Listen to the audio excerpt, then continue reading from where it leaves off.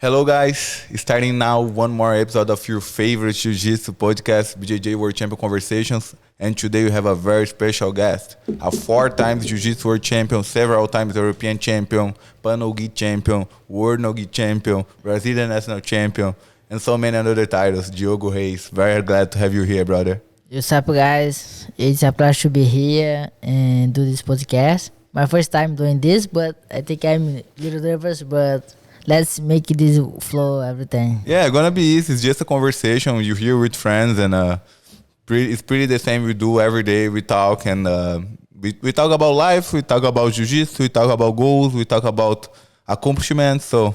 Everything. Carlos? You would think that with that amazing introduction, you would have had a super old guy in front of you with all those accolades, you know? How old are you, Dioguinho? 19. Years old. I already a black belt. Like when I was 19, wow. I think I was blue. No, I was purple belt. He's already black belt. You remember when I saw you first time? Manaus Open? Yeah, right. Yeah. That was the first time we saw? Yeah. We met? Yeah. Was the first time? I think know you there. Nice. Manaus Open. You was a blue belt. I was purple. Purple? Yeah. The only time I went to Manaus, I went to fight this Manaus Open, was a purple belt. Oh. And I got the gold. I know. I was there. And you fought this one? You fought this Manaus Open? Manaus Open have kids, you know. It was one of the only ones who have kids, right? Yeah. I think only Rio Open and Manaus Open have. Manaus Open have a big culture. Why Manaus have that big culture of jiu-jitsu? Bro, because I think in Manaus have a lot of projects, you know. Mm-hmm. Each street have one academy, or a small academy. Right. So it's free, you know. Everybody try jiu-jitsu. So it is to see people with have talent. They're like everywhere. It's for free to train. Yeah. Like now they start to make like a São Paulo, no more business, more class. Right. Separate the class, advanced, intermediate, beginners. Nice. But there, most of them is like projects, you know. And who brought the jiu-jitsu to Manaus? Because the jiu-jitsu started in Belém do Pará, right? With the Gracies, and after came to Rio de Janeiro, and after got bigger. Who brought the jiu-jitsu to Manaus? Good question. I don't know this. But that's amazing when you're talking about the projects, right? How does it work? Can you explain it? I'm from Honduras, and I've always dreamt, I've talked to Cyborg about this, I've always dreamt of doing the first project over there, you know, for kids, you know, that are probably in the streets up to no good. Mm-hmm. You know, like what has been the results in Brazil? So projects is to help kids to stay humble, educate the kids, because like in Brazil, you know, so much disrespectful, so much crime, a lot of crimes, you know, especially nowadays. Uh-huh. So the goals of projects is to take kids like a teenage, junior, mm-hmm. Teenagers, on this age, to help them to stay with good people. You know, that's why you have a lot of projects in Brazil. And it works, right? And it works for real. Yeah. I saw like a lot of talents. You in jiu-jitsu nowadays come from projects, you know. No, a lot. I come from a project too. Like, project is amazing. Like, if it was not the social project, I come from, who don't know, I come from the social project of Cicero Costa, who already built about that. Who already built a lot of champions like Miel Brothers, Leandro Lô, Kainan Duarte, Gustavo Braguinha, Luisa Monteiro. Wow. You know. So when I Porfirio. When I used to watch like the Miel Brothers winning everything and just sleeping and eat, I think Miel Brothers made the jiu-jitsu like grow a lot. You know, I think we need to give like a lot of responsibility. You know when I was in Manaus, I saw like a 2014, right. They was in Cicero Costa gym. Mm-hmm. And you know, for us, for me, for my friends who training a project, it's like a one inspiration, no? Exactly. Bro, when I wanna go to Cicero Costa, sleep on the mat, stay with this guy, only train. It was a dream, bro. And you did. Yeah, you did. Like for me, it was a great experience when I was Like my first Brazilian national was in 2014. I think 2015, no? No, this is why the second. Oh, okay. 2014 was sorry. 2015. Yeah, I remember. I was there. I was there. Alzheimer. Then Mika was a orange belt, and he went with a lizard on his head. Remember? Yeah, I know. Com largato na cabeça dele. When I know Mika, he's more one age older than me. 1 year younger than you. Yeah, 1 year younger than me. And I saw him make a lot of crazy styles on the hair, crazy, And I stayed 1 week and a half in Cicero Costa on the match. Sleep every night. Like for me, for my friends, it was a great experience because before we was talking about this and we was living this. Yeah, exactly. We was able to see Leandro Lô, the pro training, like only porrada. In Brazil, we have a phrase. Then we say, "O pensamento é a força criadora." Like your thought is what make you do it. Like it's what create your reality. Yes. And I really believe on that because me too. A lot of the things that I really thought and I really believe it and it would be possible happened to me. Same thing. Like my dream, for example, when I was a young boy was to win a World Pro Trials. Like I was not even thinking about the words, but World Pro Trials because it was so hard. So hard. You have to do like 9-10 fights to win the World Pro Trials, like with the best of the country, Yeah, now the UJJ stop with this, yeah? Yeah, don't have anymore. Everybody talk about the trials, bro, crazy. A lot of people. The trial was amazing because like you used to sign up to your division. It was like a ADCC trials in Brazil, Exactly. You used to sign up to your division and like to go to the absolute where you can get the ticket, you would have to fight like 6-7 times with the best of your city. Of your country, get like minimum 4th place on the division. After that, you'll be able to go to the absolute to do like 5 or 6 more fights to win the ticket to be able to go to World Pro. And I made it. I lost my first 2 trials. Like I remember the first one. The first one was my first tournament as an adult, and I got 2nd place in the division. No, 3rd place in the division, 2nd place in the absolute, and after. I lost another one to a guy from Manaus, Fábio Lemos. He got my arm. No. I don't know if you remember. He was good in a bar. He was from Dida. And the 3rd one that I did, I was 17 too, and I won. I'm like, finally, I won this trial. Like I realized a dream. It was like one of the best days of my life for sure. So you guys met in Brazil, right? In that tournament. That's the first time you saw Diogo. The first time I saw Diogo, I think he thinks in the Manaus Open, but I saw him when he went to the first Brazilian Nationals with Melky, Mika, Sami. I thought you were like brothers or something. I saw you, but I don't talk with you. The first time was I was able to talk with you in Manaus. Yeah, in Manaus. I went to Manaus. I almost don't went to this tournament because my dad was with no money and like was like very, very expensive. Was like 1,200 reais to go to this tournament. Manaus from São Paulo from Manaus is very expensive. Like very expensive. Like from here to Miami to California, it's all the way to the other side. It's better go to USA. Exactly, it's like same price to go to USA. But my dad believed in me. He's like, man, I don't have money, but it's the only money I have. Take and go, win. And I did it. Like was amazing. It was amazing. You guys you guys started training at a really young age, both of you, right? So I think Diogo even younger than me.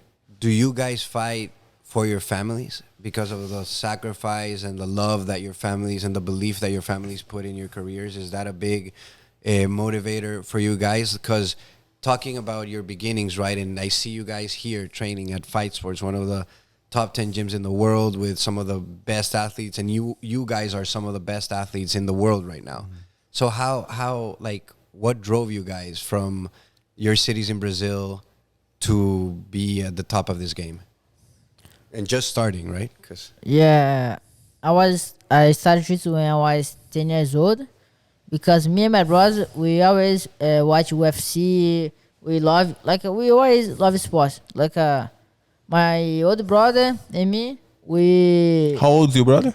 My older brother is 24 now. 24 now? Nice. Yeah. He's still training? No, he stopped now. No, he's training now a little bit, but just for fun. Yeah, just for fun.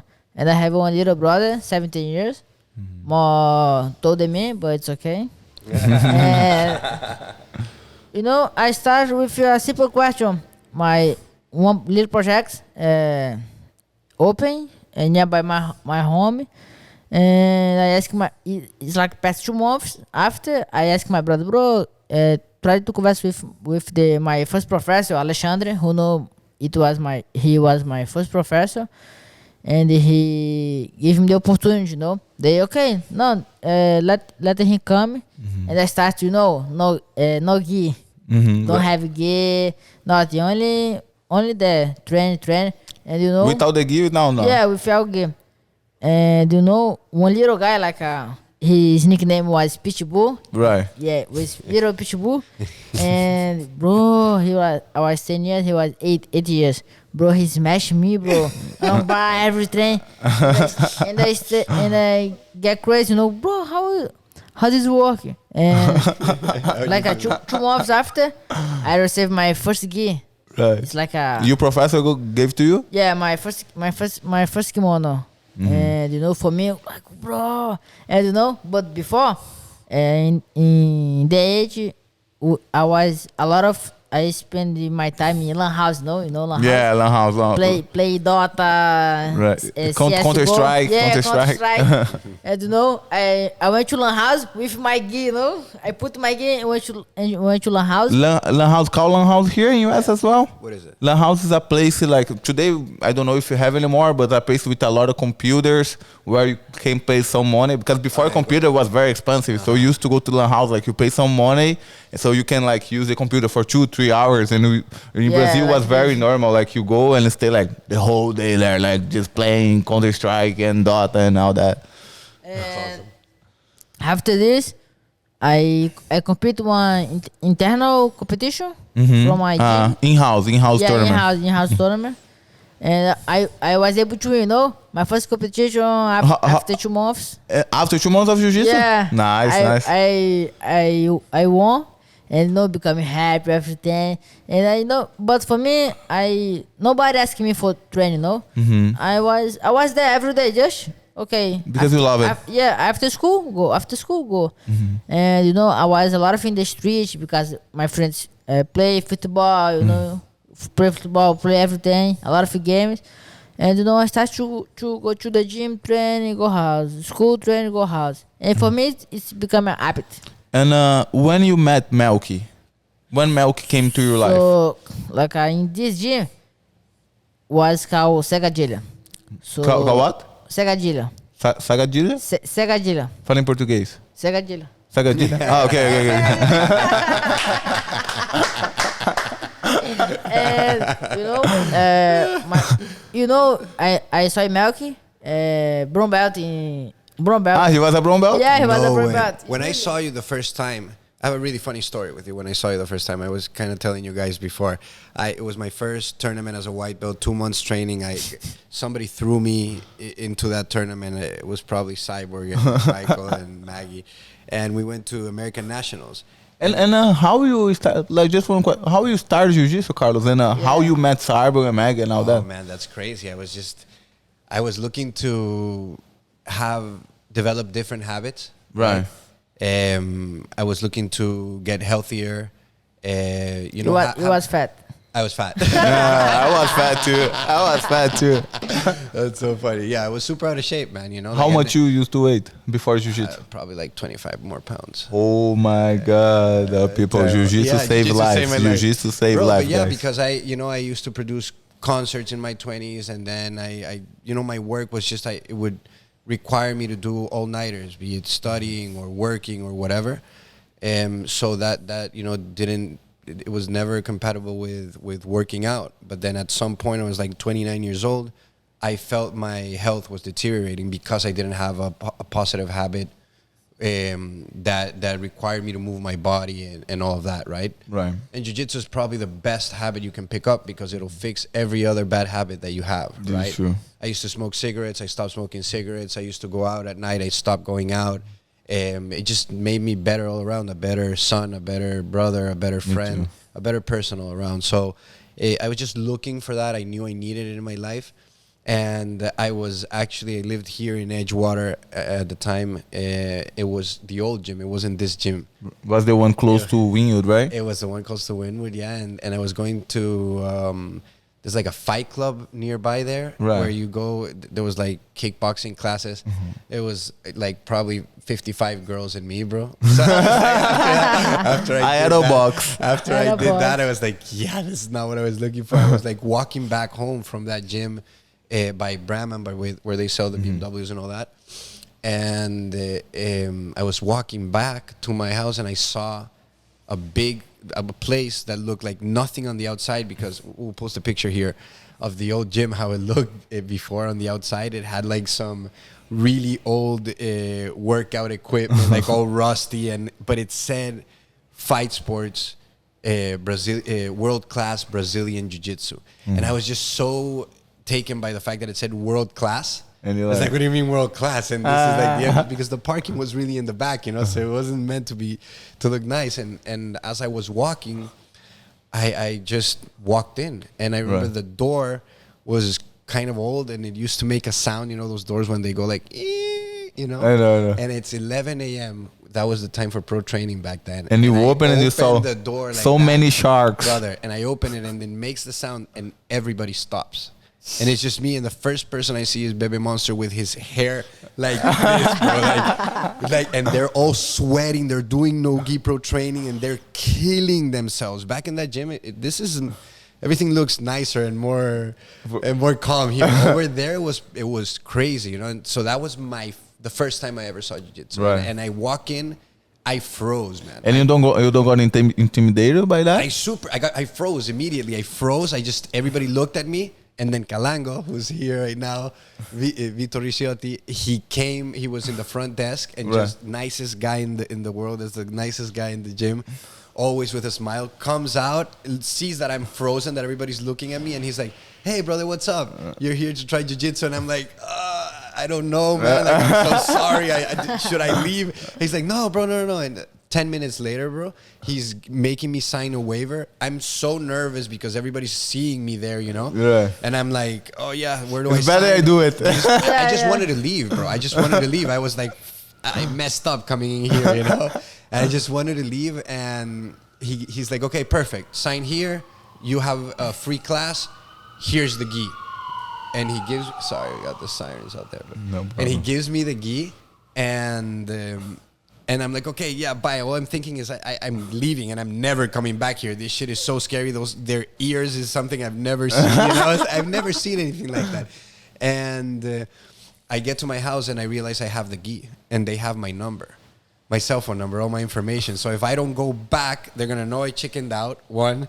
And they're going to start calling me for the gi, Right. So I was, for the next 4 hours in my house, bro, sweating, bro. Sweating cold, like, oh, my God, what did I do? This is so stupid. I should just stay fat, bro, Like, bro, I mean, just imagine this. And then I came back that afternoon. I was like, it was at 5:15 the class. At 5, I finally mustered the courage to get up and go. I went, and since that day, I have not stopped. I have not stopped. It was incredible. I crazy. did not know how to do a hip escape. I did not know how to move. The Nino told us the other day, man, I thought you were going to quit. Yeah, you don't know. It was incredible. I believe. A girl submitted me like 10 times of my the first time I rode. So, but what really kept me there was the family environment. I didn't, like bond with Cyborg or with anybody at the beginning. My first friend was Michael, who was a white belt that same week. Michael Larkin? Michael Larkin, Nice. who ended up becoming one of our business partners. He's like an amazing human being. Amazing. And, we had a similar experience. We both went into jiu-jitsu the same week. We didn't know anybody, but we got interested because of the working out aspect of it, but we stayed because of the family environment. Right. And once we saw, the first match chat I heard about Cyborg talking motivational to all of us, I think we cried or something. It was like, what is this?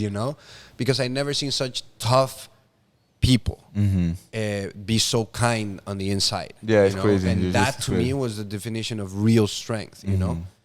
So yeah, that's as a parenthesis how I got started. Yeah, it's a good story. Like jiu-jitsu make the people, like you said on the beginning, you also said like jiu-jitsu make the people very humble. It's like in the jiu-jitsu world, the jiu-jitsu world is really, really hard to see somebody like who's like have everywhere. Yeah, like but jiu-jitsu, more people is more fun, more conversation, talking. Jiu-jitsu is like Humble. the way that we met people in Jiu-Jitsu and we started make friendships with people anywhere in the world. Like, if we go to China tomorrow and we post, like, I'm in China, we have people there tomorrow. Family there, yeah, become family, bro. Yeah, it's they crazy. treat you amazing, and that's what's so special about the sport. So special. Like, I have a great like the first time I saw you, it was great. You know, to me, it's amazing to have you here on the podcast today, because the first time, well, 2 months later, right.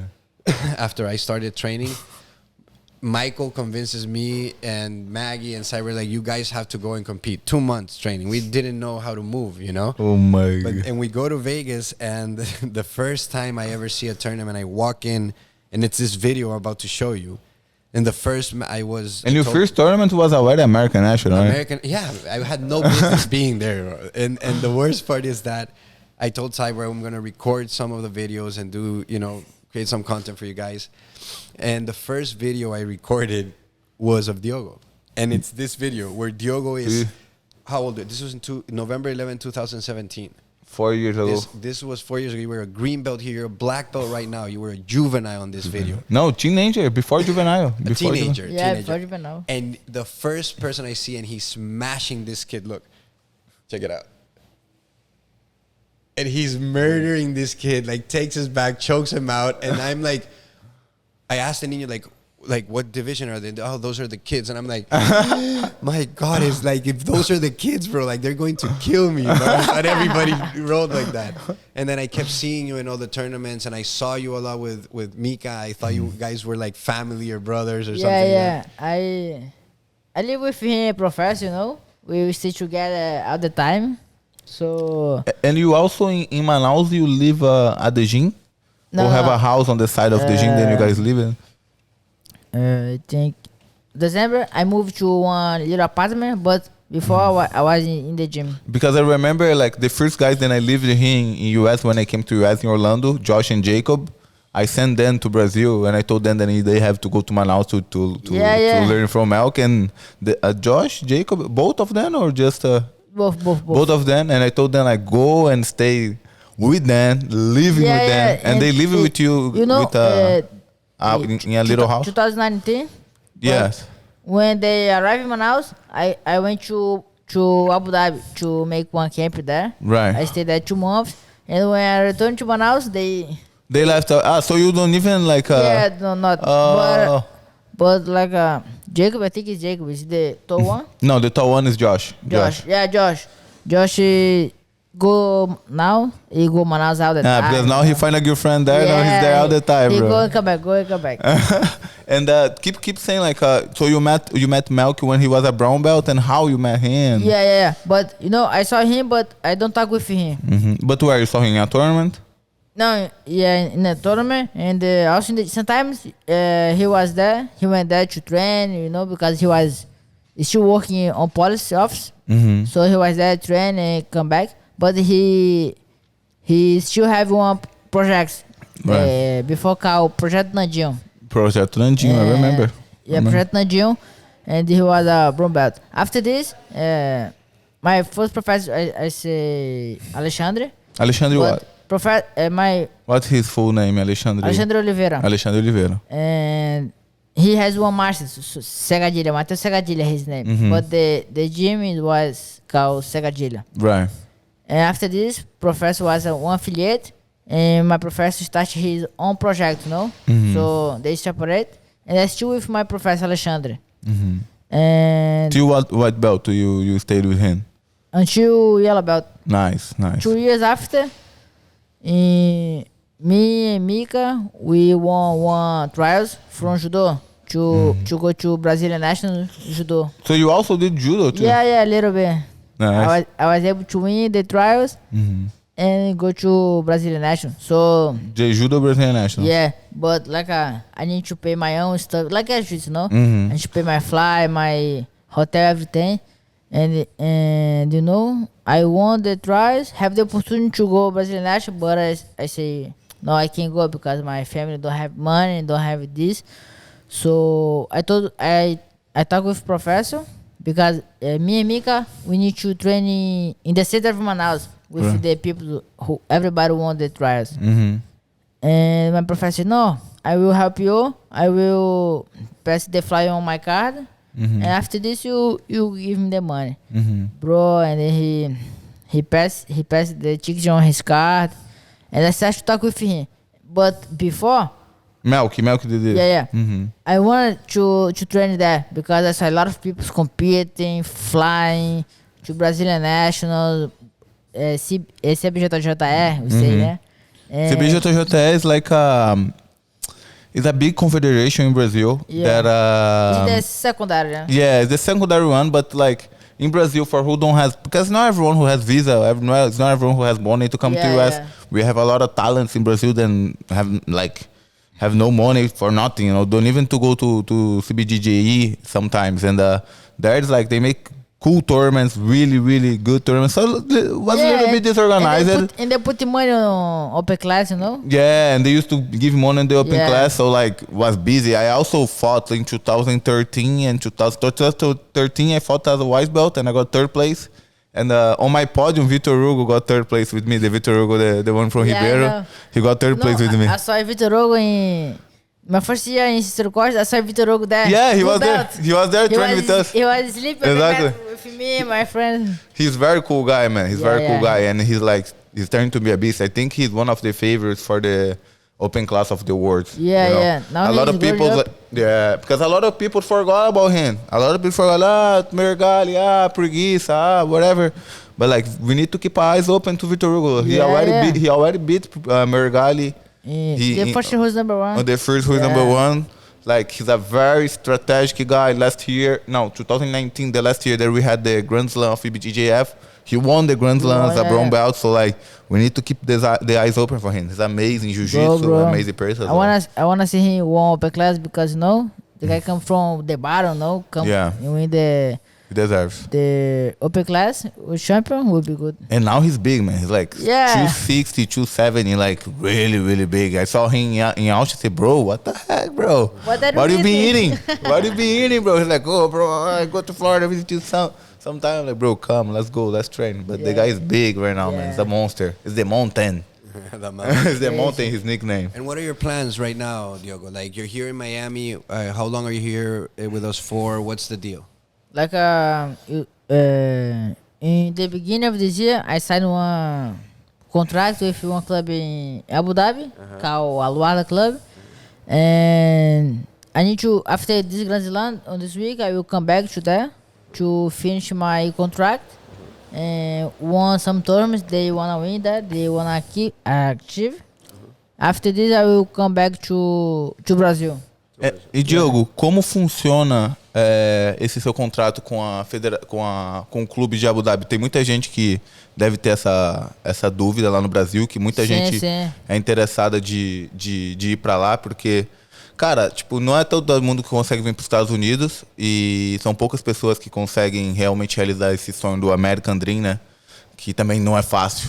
E o Abu Dhabi é uma porta que se abriu, que abriu portas pra muita gente, até pra uma galera, pra uma galera que tem título também, mas tipo, pra uma galera que não tem título, só de ser faixa preta e ser um cara que tem algum contato ali, consegue até fazer tem tipo um teste, né, um negócio assim, uma entrevista pra ir pra lá. Como que funciona isso aí? É porque lá tem uma empresa chamada PANAM Esporte.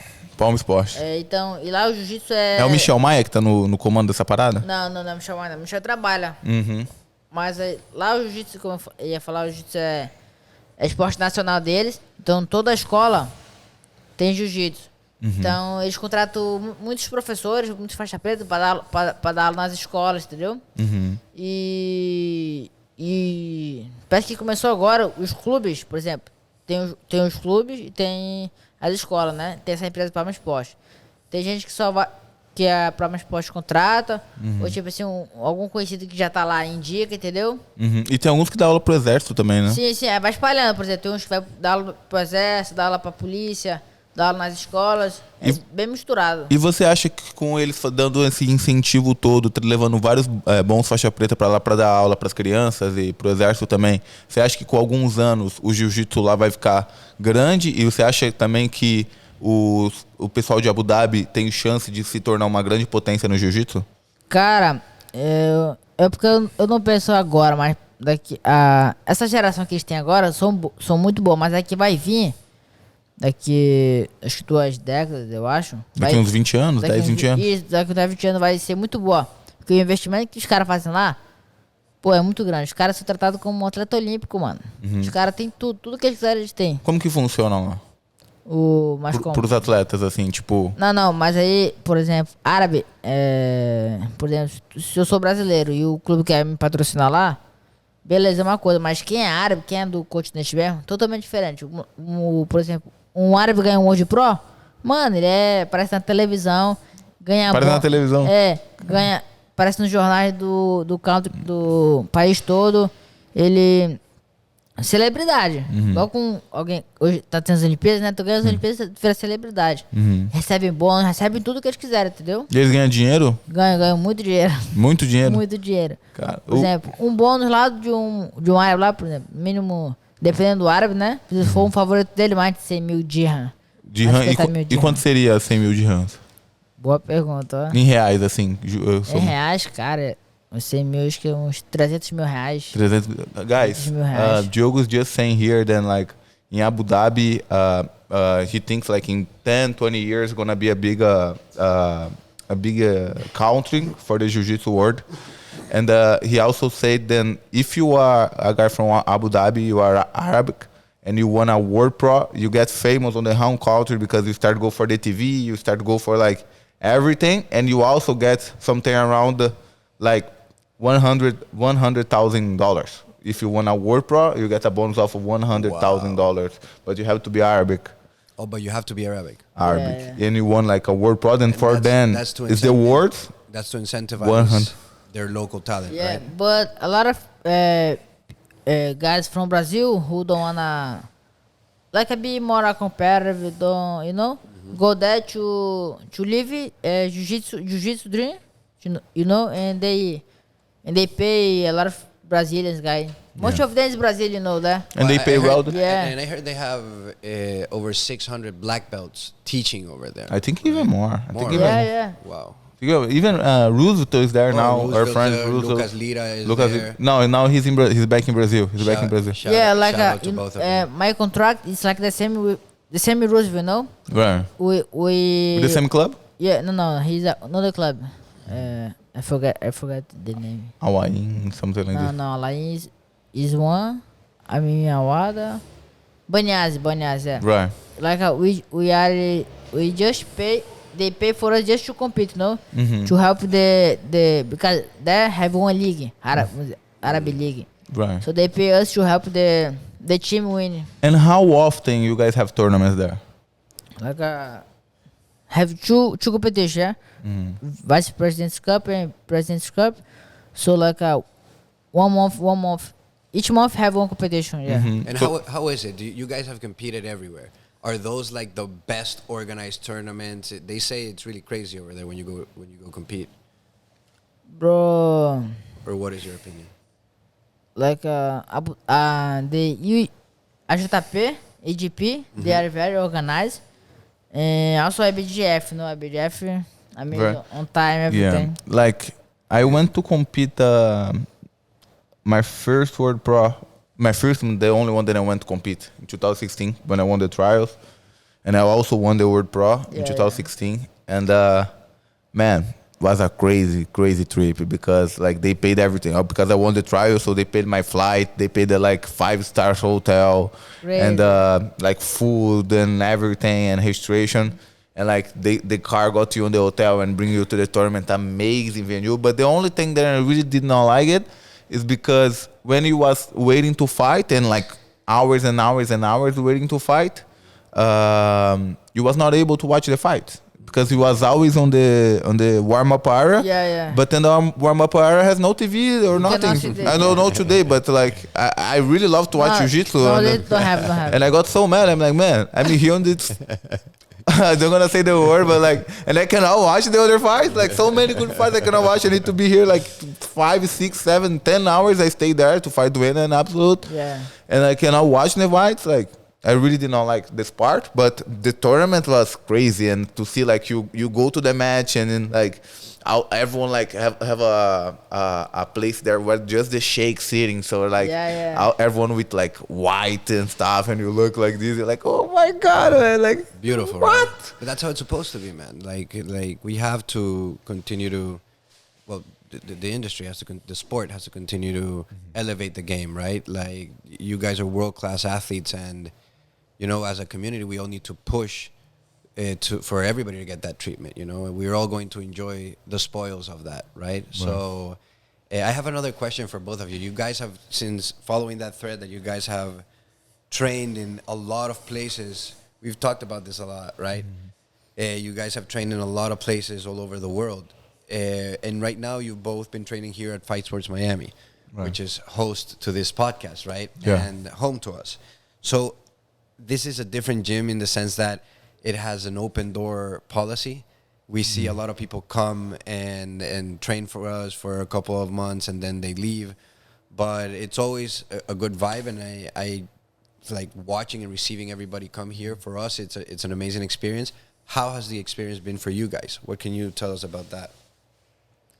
Bro, here for me, that's what to say. It's like for me, okay, sometimes you go one place and the training is good, but the vibe, the environment with the people is bad, you know. But here the training is good, and also the environment, the vibes, and this is very good, bro. The training is hard, especially NoGi, because people here focus too much on NoGi. But now we putting the focus in the gi back. You know? Yeah. I got that. Like leading the charge. I got that. But for me, for my great experience here was NoGi, you know, because it was something new for me. I need to practice more, I need to train more NoGi. So, but about everything, bro, it's good. The training, the gym, the environment, the people. People ask, oh, bro, what do you need, bro? Come, okay, let's hang out, everything. So the environment is good, you know? For me, the same thing. Since I got here, my first day here, I know Cyborg since I was a white belt, but like I never met him. How the people treat you is different. It's like, different. I mean, like how they know me. Like, and Cyborg got me on the first time that I came here. He got me, and I was fat, man. I was out of shape, and I was like, really dark side of my life, you know. And Cyber got me, and he brought me to his house, and he made a big barbecue for me. We had an amazing day. You was there? Yeah, you was there too, right? We had an amazing day, and since this day, I'm like, man, these guys here really are family, you know, I want to be with them. And after I started training hard and all that, and then here I met a big idols. Like I started to be friends with big idols like Rodolfo Vieira. I met Bochecha. I had the chance to roll with like both of the goats of Jiu-Jitsu. I roll with Cyborg, also goat of Jiu-Jitsu. I roll with like, Wagner Rocha. You know one thing in Jiu-Jitsu? It's like you can train with world champions.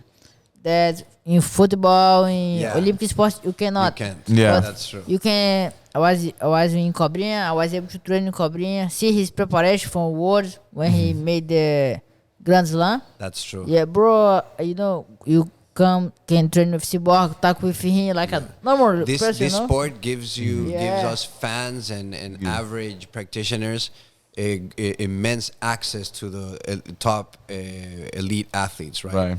Like it's like saying that you can shoot some basketball hoops with Kobe or Michael Jordan or all of them, you know. And Diogo, talk to us a little bit about like how was you won like your first world title, and also you won the Grand Slam when you was juvenile, right? Yeah, 2019. 2019. Well, for the, who don't know, the BJJF Grand Slam is who won European, Worlds, PANAMs, and Brazilian Nationals on the same. You won double gold in all of that tournament? Yeah. 2019. So Diogo won double gold in Europeans, Worlds, PANAMs, and Brazilian Nationals. Double gold on the same year. So I did this, but I did on my weight. I don't did the absolute type. Like in my 2018 was my first Worlds, and you know, for me to go to here to Worlds was very hard because I need to make how you say Rifa. Rifa is like the thing in Brazil. We do a lot of that. Like one thing with a lot of numbers, and you sell like each number for a price. Like a raffle. Raffle. Yeah, I need to make a lot of raffle and get money. We make like a feijoada, you know? Right. Feijoada is a typical Brazilian food. Delicious. Amazing. Two Cyber people makes buy that. and I make love money that, for me to travel.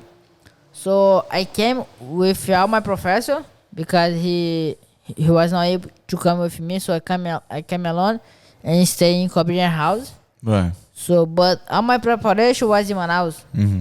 And my professor talked too much on WhatsApp video, and he made the strategy. And we just go to win. Doesn't matter everything. Just go to win. And I feel I have one big strength, because I made a lot of sacrifice.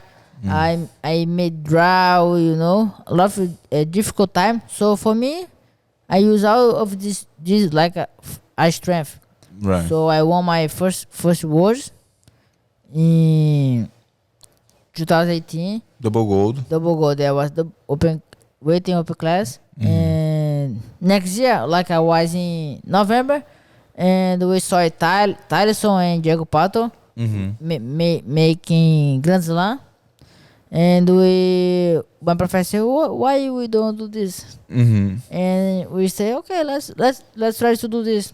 But like no money, no sponsor, nothing. And we know one friend, Gustavo, from San Diego. He helped us with make seminars, and we especially in Barum Academy. One guy there, bro, give like a $2,000 Right. for us to help with our flight with Guys, the tickets. I gotta interrupt you for 1 second. We just received a call from Igor. He's in Hey, Tulum, bro. happy birthday, Igor. Happy birthday, Igor. Igor, brother. Happy birthday, Igor birthday today. Big friend that I made here when I just got to Miami, and I spoke with him today. You coming to Miami, Igor? Igor is coming to Miami. Igor, you're coming to Miami, brother. Happy birthday, man. Igor is in Mexico right now. They can hear you, bro. Thank you, brother. Thank you, brother. You guys are the best. Thank you. Happy birthday, brother. Happy Enjoy birthday, bro. Tulum. Represent over there, man. Hey, soon I wanna go to Tulum too. Shout out. Keep going, Joe. Sorry, bro. It's his And- birthday today. Shout out to Igor.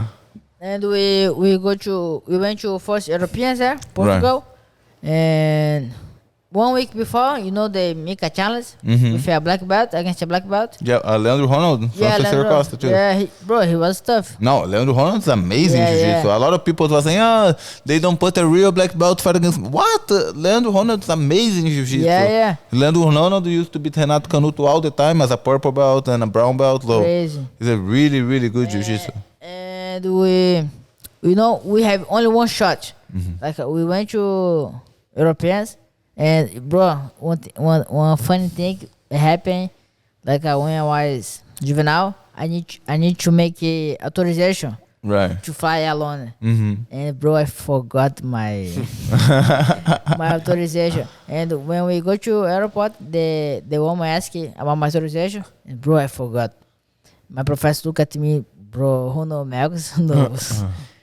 Like his face, bro, he don't shout out with me. Yeah. He just keep quiet. I think he's hold everything, and we try to make something, and he say, okay, I go in front and try to take the authorization. Bro, I call my mom, my bros, and happy. I arrived in Portugal 1 day before to compete. So So they got there before you and Yeah, after yeah. you went on. after I went But there. you lost your first flight? Yeah, I lost. No, my professor changed. Oh, And okay. And he said, you need to pay this. Okay, you pay this. No, I told mom. I said, what? And I said, how am I gonna pay this? I don't know. 3,000 reals to change the flight for another day. And okay, I got there. We double gold, and we come to Manaus. It's 220, and we was able to go PANAM and make seminars, And we like we make money and spend out on the next flight. Nice. On the next flight. The next flight, Yeah. so the next trips. On the next trip like this. And we won PANAMs. After we moved to Brazilian Nationals. Bro, like I choose Brazilian Nationals was one of the my best competition, Right. I made 9 fights. Like 9 fights. 5 in my division and 4 in absolute. How many submissions? Nothing. I think 3. 3 is okay. It's good. It's good. Okay. No, Brazilian. For who don't know, Brazilian Nationals is a one tough of the competition. toughest Yeah, tournaments. Like for me, besides worlds, like in the black belt, no, but besides in worlds, in the other belts, it's harder than PANAMs and European Yeah. sometimes. And everybody's yelling, and it's like A lot it's of like crazy. people. stories. A lot of people, because the Brazilians are already there, and the people, a lot of Brazilians who live in USA, Europe, or wherever, go there to fight. So like everyone's there, man. Like 8,000, like almost 10,000 people fight. No. Yeah, With kids. Brazilian both Nationals yeah. are 90 days of tournament. No. Yeah. 90 days. Brazilian Nationals start. Brazilian Nationals like this: Saturday, Sunday, and Monday. No, and after Tuesday, Wednesday, Thursday, Friday, Saturday, Sunday. Yeah. No, This is way. Brazilian That's Nationals. insane. It's insane, bro. That's insane. Every day busy. A lot of you, would you say that a lot of people train jiu-jitsu in Brazil? Like most people know jiu-jitsu or no? Or is it No. Like no, a lot of people know jiu-jitsu, but everyone knows soccer. Everyone Soccer, knows man. soccer. Everyone knows soccer. Yeah. But a lot of people know jiu-jitsu as well. And also, like with the MMAs growing up. But it's not like this. People think then you go to Brazil and you're gonna, jiu-jitsu, you know? No, a lot of people don't know. It's not like that. It's just because Brazil is so big and so many people. Just on my city in São Paulo, it's 11 million people. So imagine, like, wow. it's so big. It's like the size of the amount of people in the entire country of Honduras. Exactly. So just on my One city, city, not on the just one state, not on the state, on the city, on the No capital, way. São Paulo. 11 million people. Man, yeah, that made us feel tiny, bro. So like a lot of people does jiu-jitsu, but still like a small part of the. Yeah. It's of very the- small. Jiu-jitsu is a very small yet. Mhm. In Rio de Janeiro, the people know a lot more. In Rio de Yeah, Janeiro, it's yeah. more like this because jiu-jitsu, Grace made the jiu-jitsu expand. Yeah. in With Rio the de fights Janeiro, against the guys. with the fights there and the pit boys and all that. So in Rio de Janeiro, it's more like, you do jiu-jitsu, you do jiu-jitsu. São Paulo is not like that yet. Like have a lot of jiu-jitsu today. São Paulo is the capital of jiu-jitsu in Brazil. But it's not like a football. But it's not like soccer. It's not like soccer. It's not like soccer. Like soccer is like soccer. Everyone knows soccer. Like Everybody. No, people kill each other because of soccer. There, man. It's crazy. It's crazy. And Diogo, just keep going here. Just say one thing, guys. The first person to do the BJJF Grand Slam in the history was Keenan Cornelius Yeah, in was 2012 when he won as a purple belt. When he beat the Miao brothers like so many times, he won. He was the first person in the history to do the Grand Slam.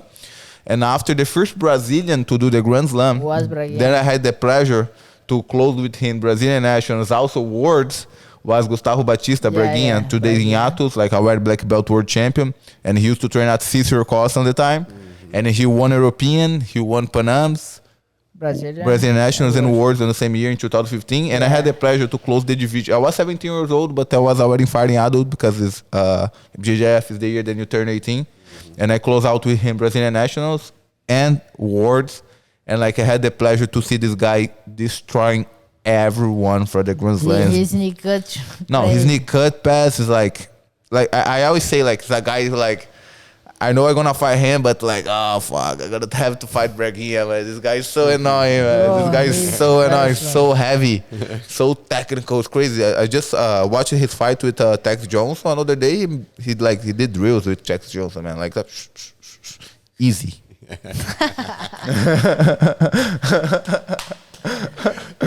So Diogo, and bro, what's your motivation? Like Carlos said the last time, what's your motivation?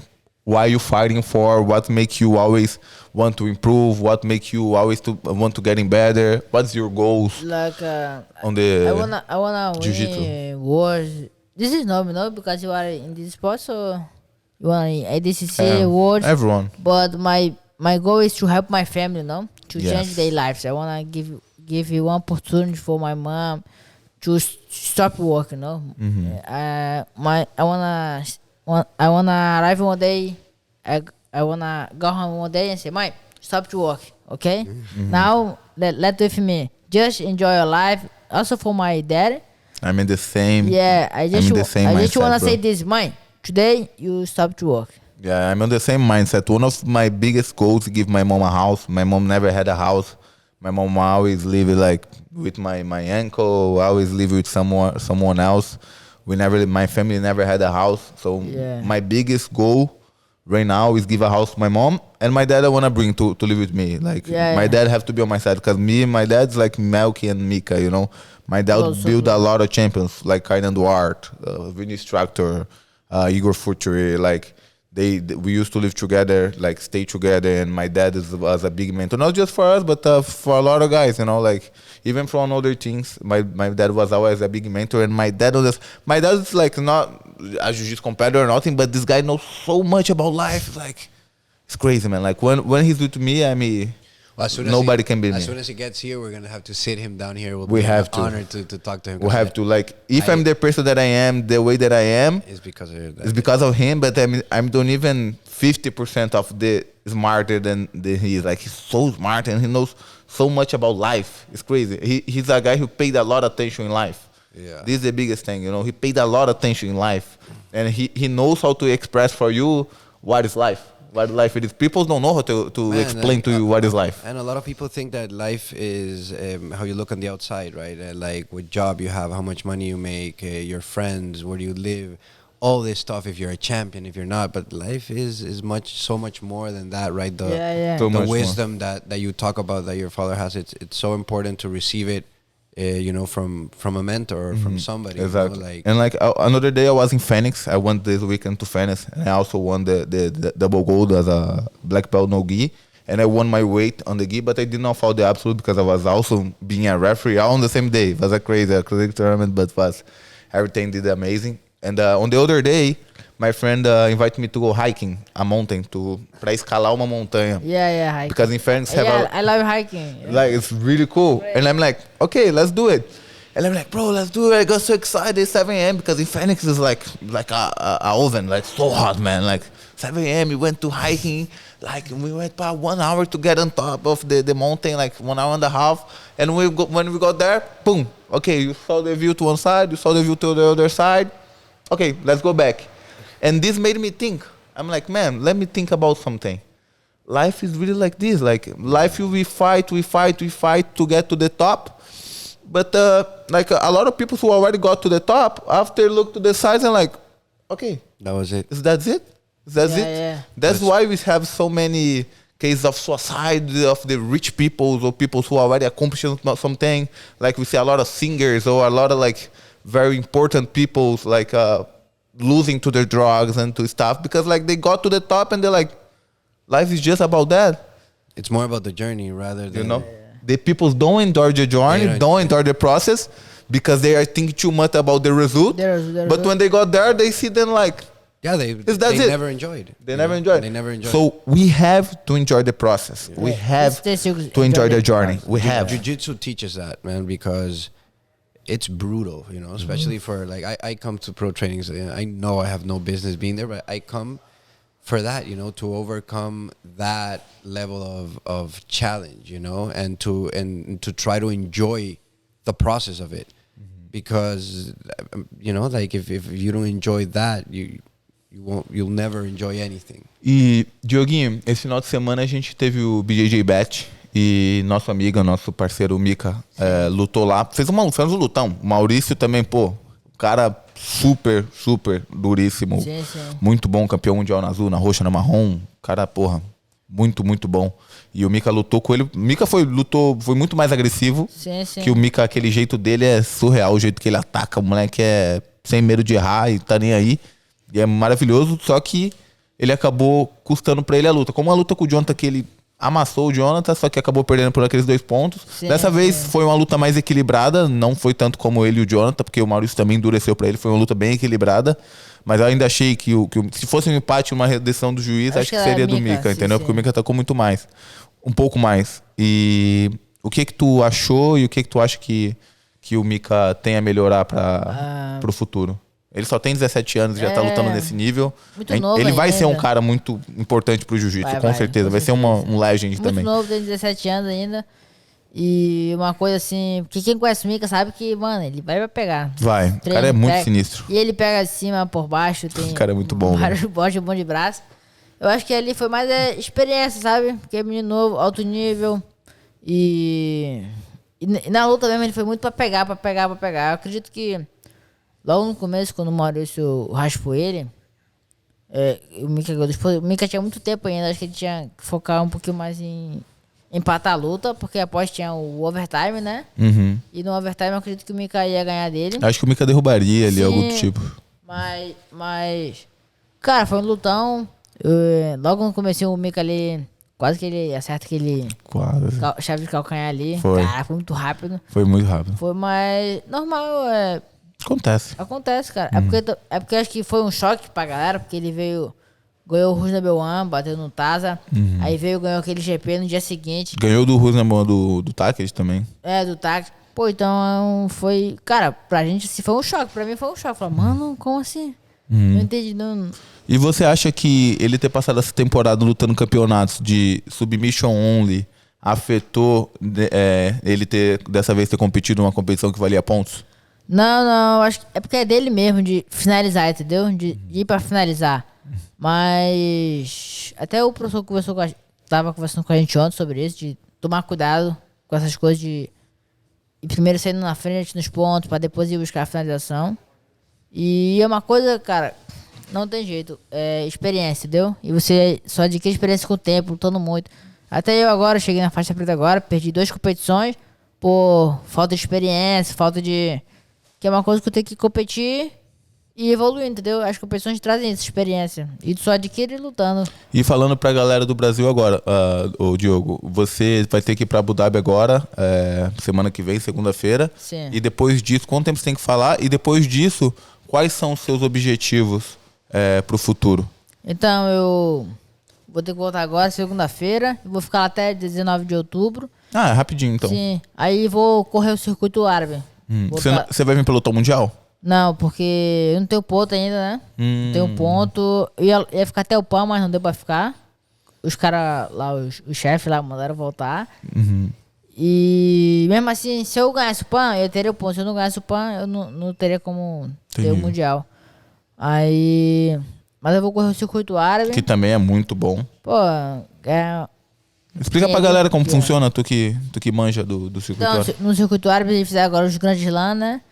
E cada Grand Slam, dependendo da sua colocação, tem um ponto. E no final da temporada, que é no Grand Slam de Abu Dhabi, em abril do ano que vem, o primeiro do ranking e o segundo ganham premiações. Por exemplo, o primeiro ganha $10 mil. $10 mil, já é um dinheiro que ajuda bastante. Pô, e o segundo, $5 mil. Fora o dinheiro que você ganhou vencendo as competições. Então você, por exemplo, ganha o Grand Slam agora de Miami, invisto no da Rússia. E ganho da Rússia, invisto no que vai ter em Brasil, no Rio de Janeiro, em outubro. Aí ganhou, vai investindo, cara. E vai ganhar, né? Ponto. Tem que ganhar também, né? Mas aí você pega os empréstimos aí e paga depois. Lógico. Mas aí, por exemplo, no final da X é $10 mil. No Brasil hoje em dia deve ser uns quase $60 mil, cara. $60 mil no Brasil hoje em dia. Muito dinheiro. Mas fica tranquilo que você só tem 19 anos, você vai ter muitos e muitos mundiais pra lutar. Isso. Não, logo quando saiu o Mundial, quando a BJF deu, eu falei, caraca, o Mundial eu vou lutar. Outro dia a gente nem sabia que ia ter. Então, tipo... Mas eu falei, pô, tenho 19 anos, dá pra me lutar 15 mundiais aí, 20 mundiais aí. Dá pra lutar vários ainda. Cobrinha lutou o último agora, 37 anos. Tudo depende de quando você se cuidar e quanto você querer realmente a parada. Isso aí. Mas eu acredito que como eu quero sempre estar no mais alto nível, no high level, né, que a gente fala. Então, cara, vou estar sempre me cuidando, minha alimentação certinha, preparação física. Perfeito. E Dioguinho, você tem alguém que você gostaria de agradecer agora? Cara, tem muitas pessoas que quero agradecer, mas eu agradeço muito e oro, né, também, sou muito fiel a Deus, assim. Eu agradeço muito Deus por colocar pessoas maravilhosas na minha vida, entendeu? Então, o professor Mel, que é um deles, cara, ele tá desde o começo, né, quando eu não era nada. Eu não sou nada, mas tem um pouquinho, mas, tipo, acreditou em mim, ele me trata como um filho. Irmão do Mika também me trata igualzinho, do jeito que ele trata o Mika, ele me trata. Quero agradecer também aqui, agora a Fight Sport, o Cyborg, o Dória aí, o Vitor Dória, posto no nosso post, não só pra mim, mas como a galera de Manaus, entendeu? Pros meus amigos. Quero agradecer também a Fight Choice, né? Fight Choice, Shout out to Fighter Choice. Fight Choice. E E, cara, tem muitas pessoas pra agradecer, mas essas que eu tenho mais convívio, queria agradecer. Mas tem várias pessoas que me ajudaram no comecinho, sabe? Quando eu fazia rifa, quando eu fazia essas coisas, eu mando mensagem pra eles agradecendo. Porque, na verdade, foram as pessoas mais importantes, entendeu? Que Sim. me deram, quando eu não tinha nada, deram um pouquinho, entendeu? Que depois que a gente tem alguma coisa, fica mais fácil da Depois, galera por querer exemplo, tu ganha ajudar. um Né? mundial, todo mundo quer estar perto de ti, mas quando Claro. você tá. Quando você não tem nada, quando Yeah. você tem que guardar as pessoas que estiveram ali contigo. É isso mesmo. Guys, People who helped you when you had nothing, right? Yeah. This- guys, sorry. Okay. When eu falo inglês. So when I was a kid, I started my journey in Jiu-Jitsu and I needed help. But these first people believe in me, so they are more important for me. Yes. Because now it's easy to I wanna give you a sponsorship, but in the beginning of everything, so my professor Melk, my first professor Alexandre, my family, the people who bought my rifa, my draw, I went to supermarkets, to small shopping, ask for the manager to help me, and they helped me. So when I get medal, I was there. Thanks. I wanna say thanks him, everything. And these small things, bro, is very important, Very important. Because Very important. if you don't be grateful for these small things, you never will be grateful for big, This is true. Bro, Guys, amazing. Just to kind of conclude, like it's great to share this conversation with you two guys, because I believe that you guys are, everything jiu-jitsu is about, and like a great example for our community. We have there's everything, right? We have all sorts of examples, but right now we see a lot of people hating on the internet, yes. and setting up a bad example or using their platform in a way that is not wise to inspire the younger generations, right? And what you said right now, Diogo, and like to hear you at, how old are you? 90. Oh man, I don't know if I thought like that when I was 19 years old, and like to see you talk like that. And Andre, how old are you? 23. Man, like when I talk to you, I feel I'm talking to a 40-year-old guy. Yeah, man, because there's so much maturity, so much wisdom, and I think Jiu-Jitsu give this to us. Yeah. And that is amazing. So congratulations to both of you guys, and like I look forward with everybody that's watching us to continue to see you guys achieve success with integrity. Okay, sure. so thank you guys both. Andre? Guys, thank you so much. This was your favorite Jiu-Jitsu podcast. Like, amazing to have you here, Diogo.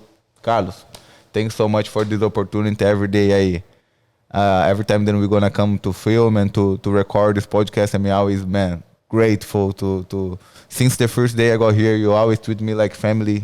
And before you know who I was, and you really believe in me, and we spoke about this podcast a lot, and I was always thinking about this. I know it then would be we don't start post yet. We're gonna start post this week, but I already know they're gonna be a success, because we do this with love. We don't do this for money. We don't do this for nothing. When I asked this guy, like, okay, like he said I want to do a podcast, and like for BJJ World Champion to talk jiu-jitsu, etc.